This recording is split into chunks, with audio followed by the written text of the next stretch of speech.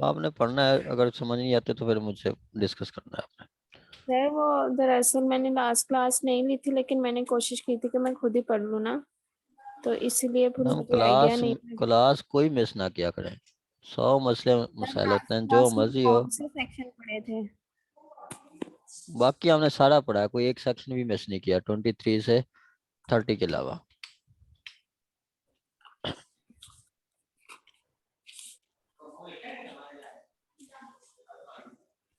ठीक है सर। आगे कहता है जी आपका,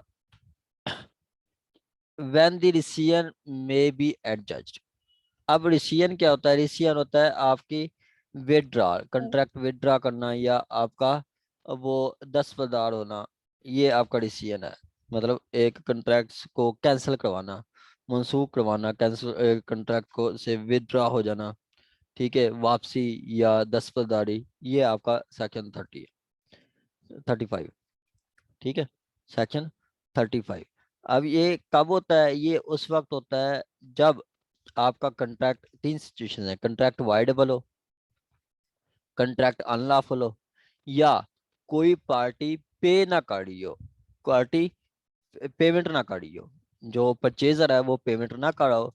तो ऐसी सूरत में आपका कंट्रैक्ट, जो दूसरी पार्टी है वो कंट्रैक्ट आपका डिसाइन करवा सकती है। डिसीजन ऑफ कंट्रैक्ट मतलब कंट्रैक्ट मंसूख कर देना। ये एक आपका कंट्रैक्ट में भी आप पढ़ेंगे, कंट्रैक्ट एक्ट में उसका सेक्शन मेरा ख्याल 39 है या 34 है, इस तरह का कोई है। ठीक है, वहां पे भी आपका डिसीजन ऑफ कंट्रैक्ट है।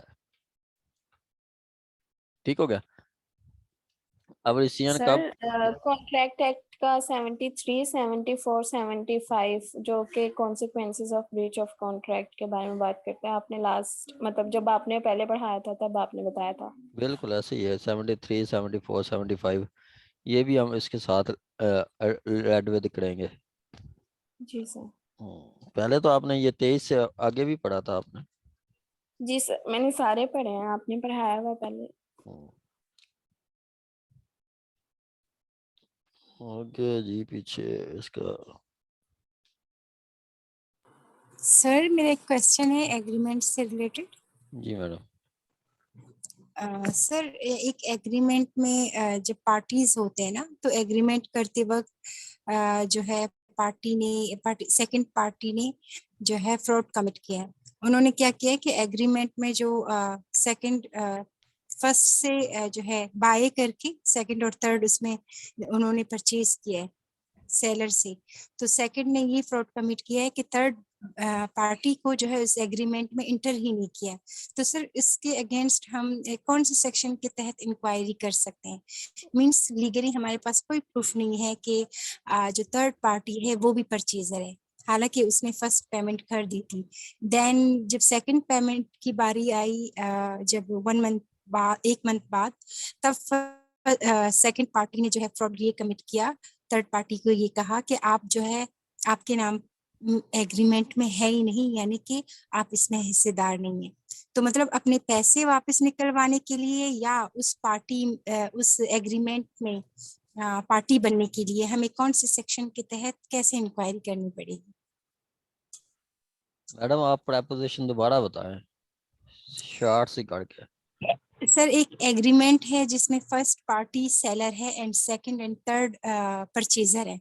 ठीक है। सेकंड ने थर्ड पार्टी से कहा कि आप और मैं शेयर होल्डर्स बन जाते हैं, यानी कि शेयर करके उस जो प्रॉपर्टी को खरीदना चाहते हैं।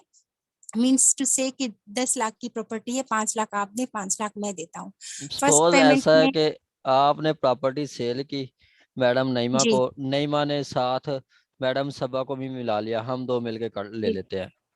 जी।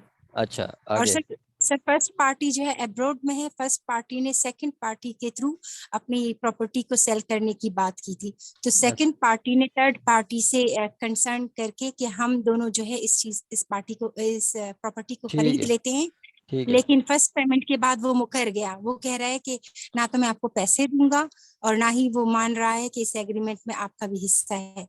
ये देन अभी थर्ड बहुत पार्टी को कह ज्यादा रहा उस है, पर फाइट, ये थर्ड पार्टी, थर्ड पार्टी को कह रहा हाँ है। थर्ड जी पार्टी जी, को थर्ड कह रहा है। पार्टी मैडम को कह रहा नईमा साहबा कह है। रही और है, सबा कहोगे जी आपसे पेमेंट उनसे मतलब आधे पैसे ले लिए, लेकिन मैडम नईमा कहती है कि जी आपके कोई नाम नहीं है, आपने कोई जी पेमेंट जी नहीं जी की जी है। जी आगे। जी जी सर, आगे। तो वो पेमेंट को वापस, हमें तो पेमेंट वापस नहीं चाहिए ना, हमें उस हम्म एग्रीमेंट में पार्टी बनना है, यानी कि शेयर हम्म होल्डर्स बनना है। टू हम्म पार्टीज के शेयर से ही वो हाँ प्रॉपर्टी को परचेज किया जा हम्म सकता है, खरीदा हम्म जा सकता है। हम्म। देन सेकंड सेकंड पार्टी मुकर गया कि नहीं, वो अब प्रॉपर्टी अकेले आप मेरी ही आप जो है आप परचेज ये किया। बताएं, एग्रीमेंट के में लिखा गया है उसमें तो कोई थर्ड पार्टी का नाम है, जैसे मैडम सबा है उसका एग्रीमेंट कोई में नाम ही है? नहीं है ना सर, एग्रीमेंट में नहीं है। उसने सेकंड पार्टी ने क्या कहा थर्ड पार्टी से, कि हम जो है रिलेटिव्स हैं, हम बाद में जो है एग्रीमेंट को करेक्ट करवा देंगे। फिलहाल उसमें as a witness third party को नाम बनवाया, और थर्ड पार्टी भी उस टाइम मान गया कि चलो ठीक है, रिलेटिव है, हम बाद में जो है इसकी करेक्शन करवा देंगे। अब जब सेकंड इंस्टॉलमेंट पे करने की बारी आई, तो सेकंड पार्टी मुकर गया थर्ड पार्टी से पेमेंट लेने के लिए, कि ना तो आप हिस्सेदार हैं, ना ही आपने कोई फर्स्ट पेमेंट की है। तो यहाँ तक केस आके रुका हुआ मैडम है। इसमें मैडम हम लीगल भी कुछ नहीं कर सकते, क्योंकि हमारे पास एग्रीमेंट में इस थर्ड पार्टी का नाम ही एग्रीमेंट नहीं है। भी कुछ देन भी नहीं है, आप मान भी गई हैं कि जी चले हम बाद में कर लेंगे। ठीक है। जी जी अब आप कोई रिकवरी का दावा कर सकते हैं कि जी हमें हमने इतनी पेमेंट की है इनको, वो हमें पेमेंट जी, दिलवाई जाए, बस वो पेमेंट भी आपने प्रूव करनी है।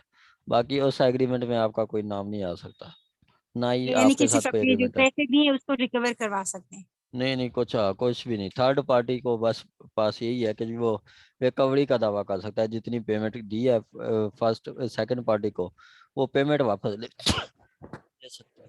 Okay okay. सर तो ठीक ये है। फ्रॉड में नहीं आएगा? हैं? सर सर ये फ्रॉड में नहीं आएगा? फ्रॉड की है? फ्रॉड ही तो कमिट हुआ है, लेकिन इसको प्रूफ नहीं किया जा सकता ना हमारी फ्रॉड तरफ से। फ्रॉड वो ओरल ही है सारा मैडम, रिटर्न तो कुछ भी नहीं है। यस ओरल यस ही है। यस। ओरल ही रिकवरी का दावा करेगा। फिर एक चीज और यहाँ पे मैं पूछना चाह रही हूँ उसी बात से, मतलब सिर्फ रिकवरी का तो तब किया जाएगा ना कि कोई इनके पास रिटर्न में प्रूव होगा कि उन्होंने पैसे उन्हें दिए थे। अगर कोई प्रूव ही नहीं है, लाइक उन्होंने कैश में उन्हें पैसे दे दिए बस ट्रस्ट करके, तो तब तो रिकवरी भी मुश्किल हो जाएगी। रिकवरी मैडम मैडम इसमें ओरल पैसे ओरल की सर ओरल रिकवरी के लिए ओरल है। ओरल एविडेंस दे सकते हैं, ओरल आपकी ऑन ओथ होती है, ओरल आप दे सकते हैं। सर ठीक। चेक पे पेमेंट की है, तो मतलब ये प्रूफ कर हाँ सकते डेफिनेटली, वो हैं। तो ये तो प्रूव कर सकते हैं, डेफिनेटली रिटर्न मैं वही बेहतरीन कह रही प्रूव हूँ है, ना। बेहतरीन प्रूव मैं है। यही कह रही हूँ कि आप रिटर्न चेक दिया डॉक्यूमेंट है, हो अगर। हाँ चेक दिया जी। है, चेक दिया है तो वो आप बैंक स्टेटमेंट निकलवा लेंगे जी, ये देखें हमने चेक दिया है यस सेकंड पार्टी को, और ये देखें उसके अकाउंट से ये चेक इतनी अमाउंट का विड्रॉ भी हुआ है, तो वो तो 200% प्रूव है, आपको पेमेंट हो यस। जाएगी, पेमेंट हो जाएगी। चलें okay ji. Sir, thank you. आगे जी आपका ये रिसीजन वापसी, कंट्रैक्ट से मनसूखी, कंट्रैक्ट की मनसूखी। कहता है any person interested in contract, जो पर्सन जिसका कोई उस कंट्रैक्ट में कोई शेयर है, कोई हिस्सा है, कोई इंटरेस्ट है, इन राइटिंग। अब जहाँ पे भी पढ़ रहे हैं ये इन राइटिंग कंट्रैक्ट्स की बात हो रही है, कहीं पे ओरल कंट्रैक्ट्स में आपको रिलीफ नहीं मिलता, स्पेसिफिक रिलीफ लेता है। ठीक है। आपका आपका in writing may sue to have it rescinded, कि वो कंट्रैक्ट रिसाइन किया जाए, and such rescission be adjudged by court in following cases. अब रिसीजन के ग्राउंड्स क्या हैं? ठीक है, ये रिसीजन के ग्राउंड्स है। ठीक है, क्या है ये? रिसीजन के ग्राउंड्स है, ग्राउंड्स फॉर रिसीजन।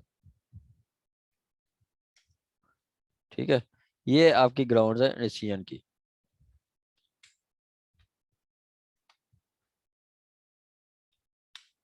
ठीक है, ये आपकी ग्राउंड्स है रिसीजन की। कौन सी?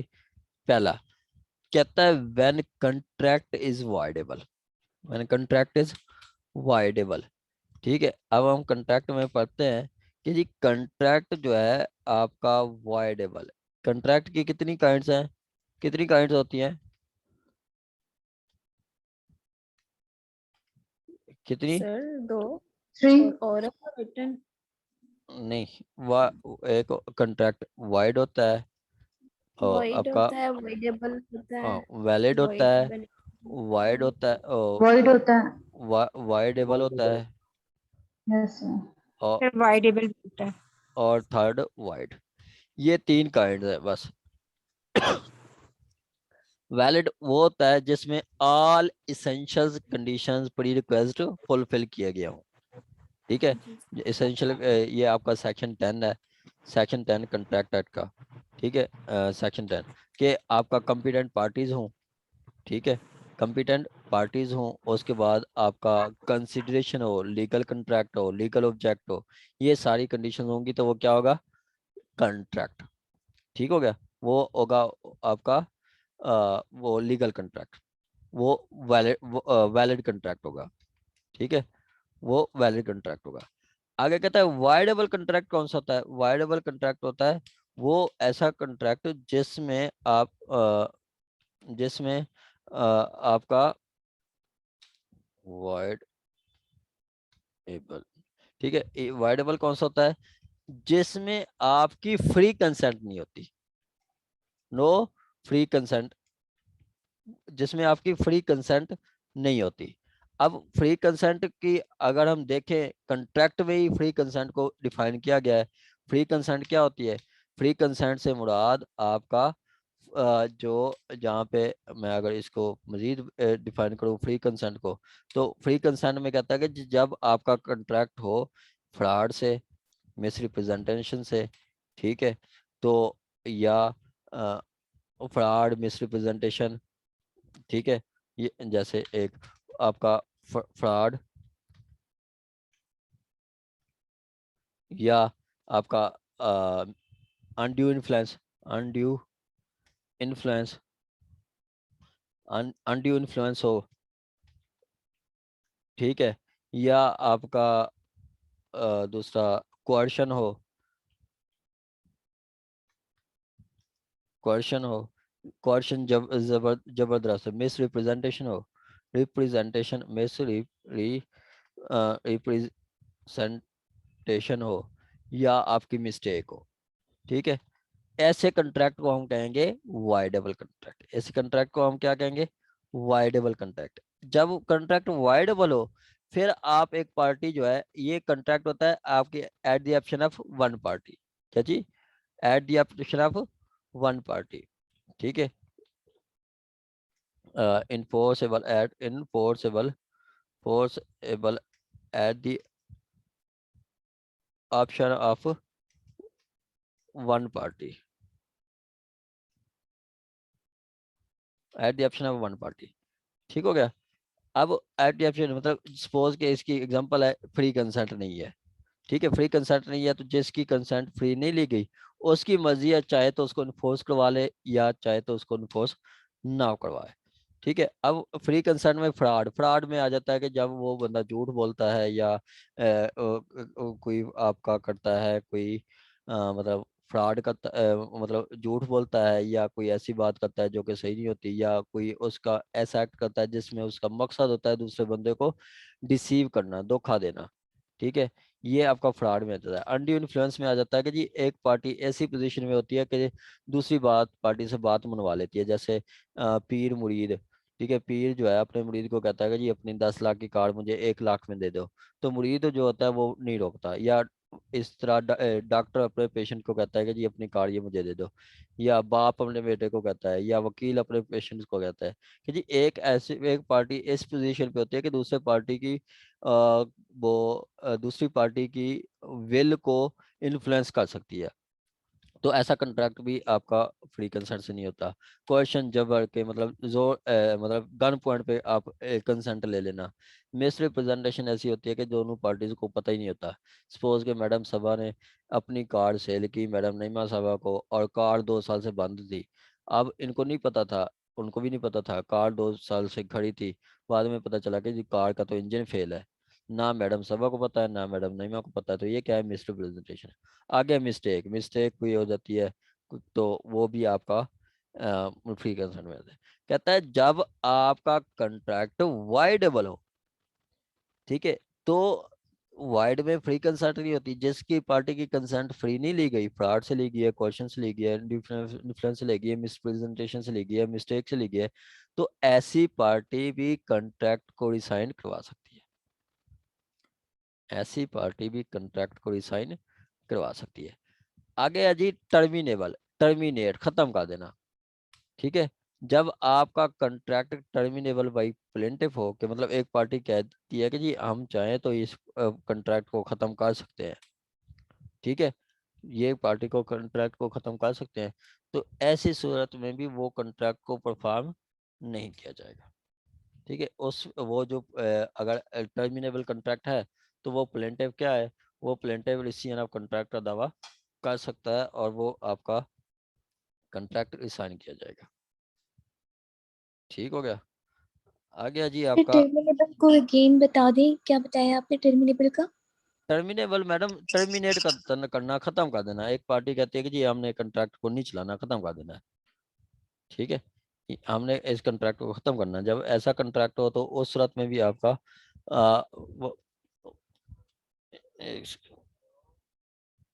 फिर जैसे जॉब टर्मिनेशन होती है,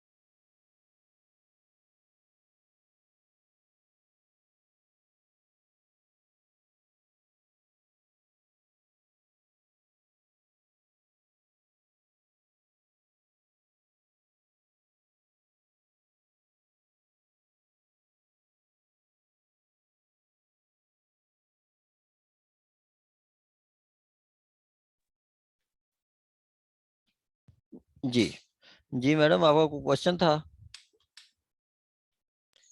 जी सर, मैं ये कंफर्म कर रही थी कि ये जो टर्मिनेबल है, यानी कि ये जो एक जो सर्टेन टाइम पीरियड के लिए होते हैं, जैसे कि जॉब के कॉन्ट्रैक्ट होते हैं, उसके बाद वो टर्मिनेट कर देते हैं, उस टाइप का कुछ टर्मिनेबल उस कॉन्ट्रैक्ट टाइप होगा? का भी आप कह लो, उस टाइप का जी भी ठीक कह है। लो। ठीक हो गया। अच्छा, जी सर। मुकर्रर टाइम के लिए रखा जाता है, उसके बाद वो पार्टी जो है ना रिसाइन करवा सकती है। ठीक हो गया जी। अब एक तो था वो वैलिड कंट्रैक्ट, और वाइड कंट्रैक्ट ऐसा होता है जिसमें आपका वो इसेंशियल्स पूरे नहीं किए जाते। जैसे आप कंट्रैक्ट करते हैं, कंट्रैक्ट विद माइनर, ठीक है, वो आपका वाइड होता है, विद माइनर वो आपका वाइड होता है। या आपका लीगल कंट्रैक्ट नहीं है, आप किसी को कहते हैं 10 लाख रुपए देता हूँ जाकर मर्डर कर दो, ठीक है, वो भी आपका माइनर वाइड होता है। ठीक हो गया, उनको तो हमने नहीं डिस्कस करना, हमने वाइडेबल कंट्रैक्ट की बात की है। आगे कहता है where the contract is unlawful for cause is not apparent on the face of record. अब कंट्रैक्ट है आपका अनलॉफुल, आपका अनलॉफुल कंट्रैक्ट है, लीगल कंट्रैक्ट नहीं है, कंट्रैक्ट अनलॉफुल है। सपोज कि आप कहते हैं कि जी पर्सन को जी आप को इतनी पैसे देंगे, आप फलां बंदे का मर्डर कर दें, आप पर्सन का मर्डर कर दें, तो वो क्या है, वो कंट्रैक्ट भी आपका अनलॉफुल है। ठीक है, अब अनलॉफुल कंट्रैक्ट को भी परफॉर्म नहीं किया जाएगा, अनलॉफुल कंट्रैक्ट को भी परफॉर्म नहीं किया जाएगा। सर यानी कि सब्जेक्ट मैटर जिसमें इलीगल होगा, कोई भी वो काम मतलब अनलॉफुल हो सकता है ना, हाँ तो हाँ सब्जेक्ट हाँ मैटर फिर यानी कि इलीगल हो गया। हाँ जी। ठीक है, तो ऐसे कंट्रैक्ट को भी रिसाइन करवा सकते हैं। ठीक हो गया जी। आगे रिसीजन ऑफ आदि page of record and defendant is more blame to than defendant, के defendant more blame than defendant, के आपका कहता है कि ये मुझे डिफेंडेंट ने ही सारा कुछ करवाया है, मेरा ऐसी कोई इंटेंशन नहीं थी। तो ऐसे कंट्रैक्ट को भी परफॉर्म नहीं किया जाएगा, ऐसे कंट्रैक्ट को भी आप रिसाइन करवा सकते हैं। ठीक हो गया, ऐसे कंट्रैक्ट को भी आप रिसाइन करवा सकते हैं। ठीक हो गया। आगे क्या कहता है कि where a decree for specific performance of contract or contract to take lease has been made and purchaser or lessee make default in payment। अगर पेमेंट नहीं करते, जो परचेज मनी होती है वो नहीं पे करते, तो ऐसे कंट्रैक्ट को भी परफॉर्म नहीं किया जाएगा, ऐसे कंट्रैक्ट को भी परफॉर्म नहीं किया जाएगा। और ऐसे कंट्रैक्ट को भी साइन करवा सकते हैं।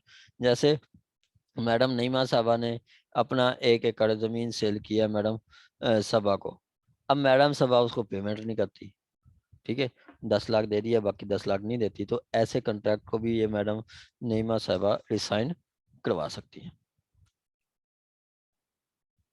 ठीक हो गया जी। आ गया जी आपका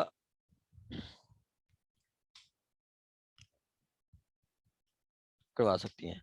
आगे क्या कहता है, आगे कहता है आपका when purchaser or lessee is in possession of subject matter, is in possession of subject matter, ठीक है, and the court find that such possession is wrongful, ठीक है, and court may also order him to pay the vendor lesser the rent and profit if any received by such possessor, ठीक है।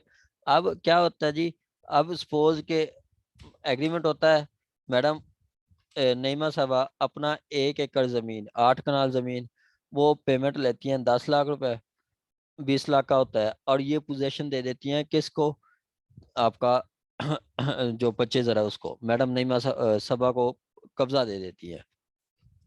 कब्जा दे देती हैं तो बाद में मैडम ये सबा जो है पेमेंट नहीं कर सकती, या अनलॉफुल होता है या वाइडेबल कॉन्ट्रैक्ट होता है, और कोर्ट उसका वो ऑर्डर करती है, डिक्री करती है, वो सीएन कर देती है, तो उसके बाद देखती है कि जी जो कब्जा था, कब्जा अनलॉफुल है। अब सपोज के कॉन्ट्रैक्ट साइन हो गया, तो जो जमीन मैडम नईमा साहबा की है मैडम सबा के पास, तो वो क्या है, कॉन्ट्रैक्ट रॉन्ग, वो पोजेशन रॉन्गफुल है। अब सपोज के ये उन्होंने एग्रीमेंट किया था, इनको पोजेशन कब मिला था, एग्रीमेंट हुआ है सपोज के आपका 1 को, ठीक है, एग्रीमेंट कब हुआ है, एग्रीमेंट हुआ है आपका 1 को,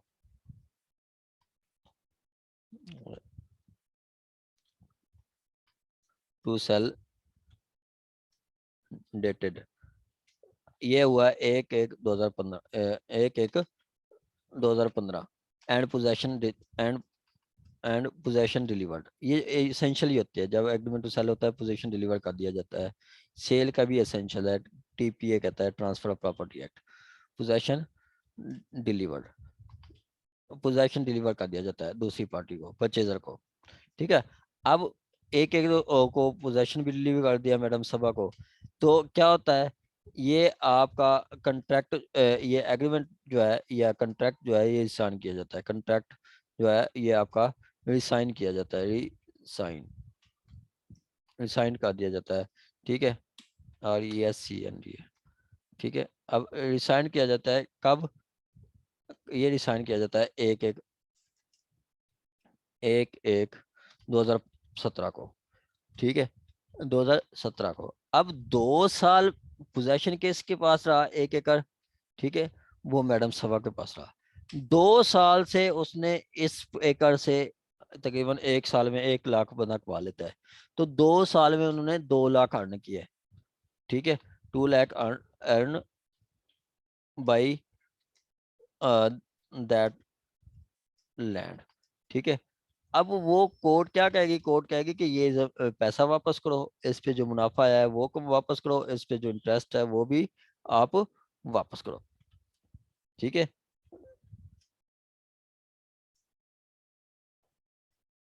ठीक हो गया। ये आप वापस करो, ये सिंपली ये कहता है पैरा। ठीक है, जब कंट्रैक्ट साइन हो गया और वो पोजेशन रॉन्गफुल हो जाता है, कोर्ट ऑर्डर करेगी टू मतलब वो आपका कि आप पे करें उसको, कोर्ट ऑर्डर दी वेंडर जो खरीदने वाला था कि आप उस पे जो रेंट या कोई प्रॉफिट कमाया है वो भी आप वापस करो असल मालिक को। ठीक हो गया, ये है आपका ये। आगे कहता है आगे कि in the same case court में by order in the suit in which decree has been made and not complied, decree made and not complied, decree हुई है not complied, signed the contract।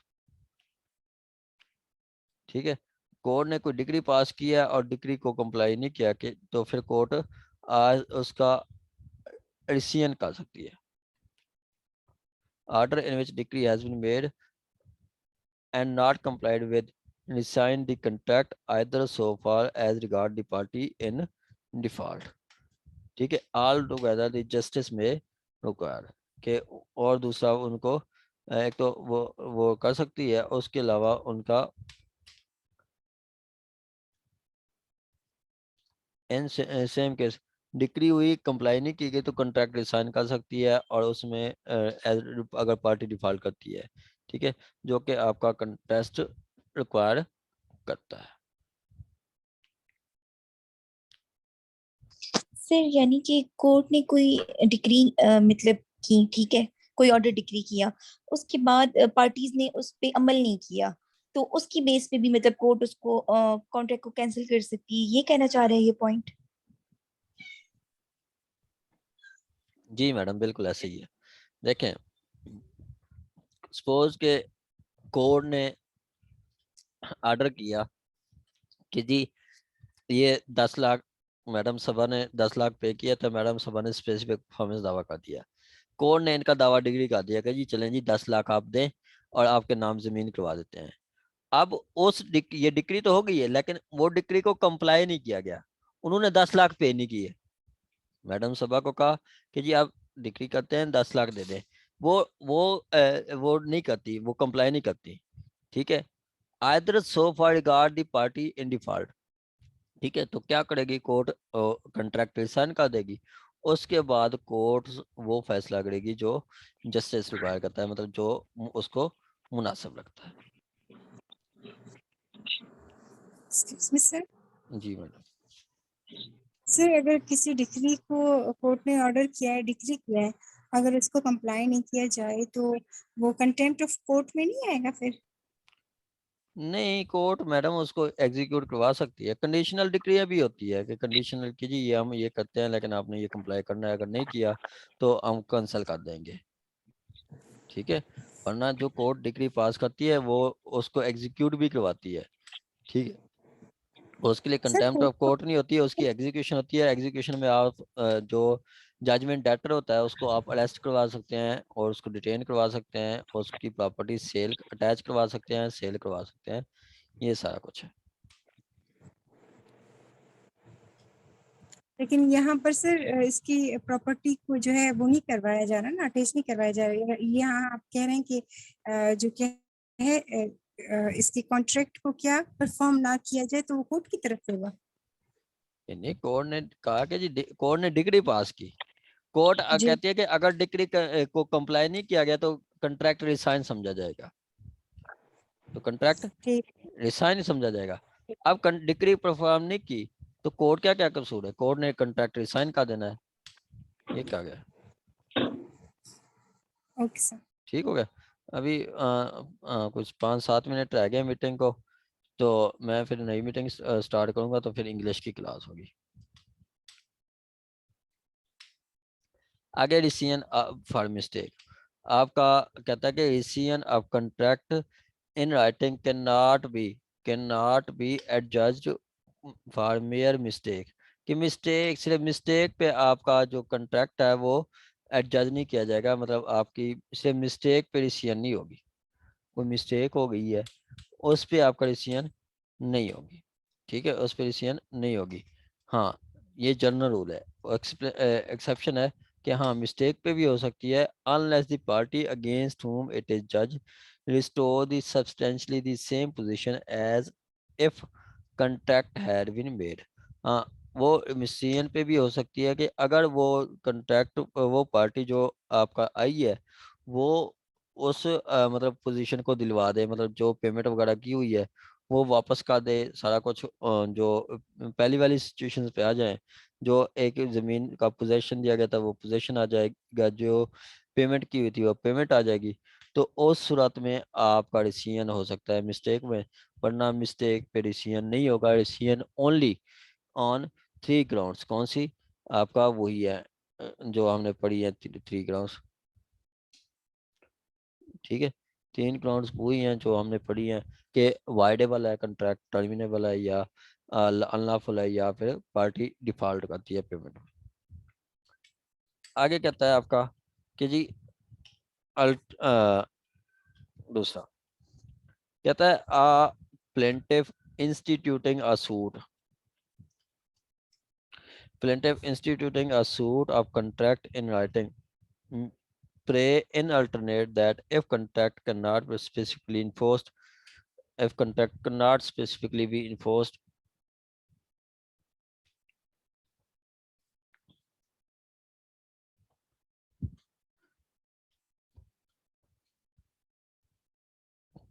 कहता है अगर वो आप अल्टरनेट प्रे में कह सकते हैं कि जी कंट्रैक्ट अगर स्पेसिफिकली इन्फोर्स नहीं हो सकता तो इसको रिसाइन कर दें, ठीक है, एंड डिलीवर दी कैंसिल, ठीक हो गया। कि अगर कंट्रैक्ट कहते हैं कि जी नहीं हो सकता, परफॉर्म नहीं हो सकता, ठीक है, तो उसको आप रिसाइन कर दें, उसको आप रिसाइन कर दें। कहता है a plaintiff instituting a suit for specific promise in writing pray in alternate, ठीक है, वो अल्टरनेट प्रे भी कर सकता है, क्या अल्टरनेटिव के अल्टरनेट प्रे कि जी अगर if contract can not be specifically enforced it may be rescinded, ठीक है, it may be rescinded if contract not specifically be enforced, it may be rescinded, it may be rescinded and delivered up to be cancelled, ठीक है, कि उसको cancel कर दिया जाए। Suppose के मैडम सभा कहती है कोर्ट के अंदर, ठीक है, कि जी आपका ये मैंने प्रॉपर्टी ली है, ठीक है, ये ली है प्रॉपर्टी, ठीक है, ये जो है आप इसको स्पेसिफिकली इन्फोर्स करवाएं, अगर इन्फोर्स नहीं होता तो इस कंट्रैक्ट को आप रिसाइन कर दें, मनसूख कर दें, खत्म कर दें, ठीक है, वो अल्टरनेट प्ले में ये कह सकती है। आगे कहता है if court refuse to enforce the specifically it may direct rescind and deliver up accordingly. आगे कहता है हाँ ठीक है, कोर्ट उनको उनकी बात मानेगी, अगर कंट्रैक्ट को इन्फोर्स नहीं करती तो उसको कैंसिल कर देगी। सर जी मैडम। सर अक्सर पार्टीज आती हैं उसको कॉन्ट्रैक्ट को इन्फोर्स करवाने के लिए, ऐसा तो कभी नहीं हुआ कि वो कहते हैं अगर इन्फोर्स नहीं होता तो उसको रिसाइंड करवा दें, यानी कि पार्टीज तो यही चाहते हैं ना कि उनकी कॉन्ट्रैक्ट जो है उनको परफॉर्म किया जाए फर्स्ट पार्टी की तरफ से। बिल्कुल मैडम बिल्कुल यही कहते हैं, ठीक है, लेकिन लॉ उनको इजाजत देता है, आप नहीं करवाना चाहते वो अलग बात है, लेकिन लॉ मौजूद है, लॉ ये कहता है कि जी आप इन्फोर्स करवाएं, ठीक है, अगर नहीं होता तो आप करवा सकते हैं। सर तो यानी कि ब्रीच जैसे ऑफ अगर जो कॉन्ट्रैक्ट से बचने के लिए हाँ वो ये रास्ता अख्तियार कर सकते हैं ना कि हाँ वो जी मतलब अल्टरनेटिव कैंसलेशन मांग लें। हाँ जी, अच्छा कोर्ट उनको ये ऑप्शन देता है कि अल्टरनेटिव जो है वो मांग कोर्ट नहीं लेना लॉ कि देता है, अगर लॉ देता है, लॉ देता है, कोर्ट की मर्जी है, वो डिस्क्रिशन है कोर्ट की, करे या ना करे, ठीक ठीक है। लास्ट वन है party requiring the rescindent to do equity, कि जी जो पार्टी कंट्रैक्ट रिसाइन करवा रही है तो वो इक्विटी भी करेगी, टू डू इक्विटी। कहते हैं on adjusting the receiving of contract court may require the party to whom it is grant, to whom relief is granted, जिसको रिलीफ ग्रांट किया गया है, to make compensation to other party, ठीक है, अब madam सबा है वो चली जाती है, उन्होंने 10 लाख दिया था, पोजेशन भी लिए उनके पास था, और कहते हैं कि जी आप कंट्रैक्ट पर उनको परफॉर्म करेगा नहीं होता तो इसको रिसाइन कर दें। आगे 38 कहता है कि जी जब कोर्ट उस कंट्रैक्ट को रिसाइन करेगी, खत्म करेगी, मंसूख करेगी, तो जिसके फेवर में हुआ है कि रिसाइन किया गया है, वो कोर्ट ऑर्डर करेगी कि आप दूसरी पार्टी को पेमेंट भी करें।